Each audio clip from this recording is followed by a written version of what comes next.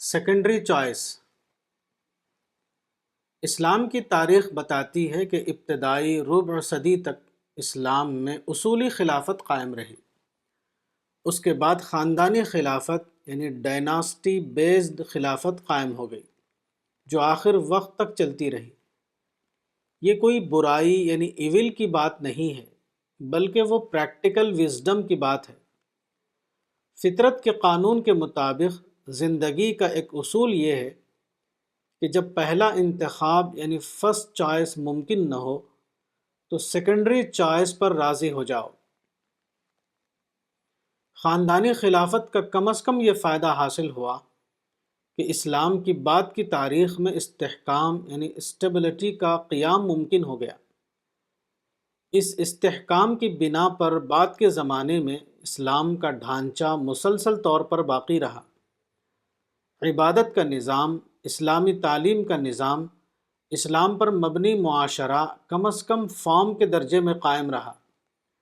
تاریخ بتاتی ہے کہ علماء اسلام خاندانی خلافت کے نظام پر راضی ہو گئے۔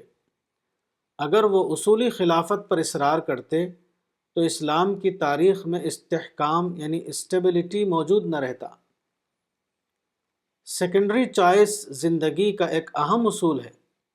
زندگی میں اکثر لوگ اپنے معاملات میں فرسٹ چوائس کو لینا چاہتے ہیں، مگر نتیجہ یہ ہوتا ہے کہ ان کو نہ فرسٹ چوائس ملتا ہے نہ سیکنڈ چوائس۔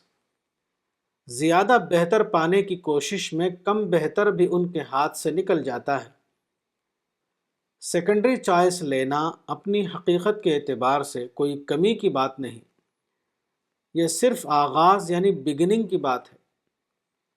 اس دنیا میں عقل مندی یہ ہے کہ آدمی ممکن حالت سے اپنے عمل کا آغاز کرے۔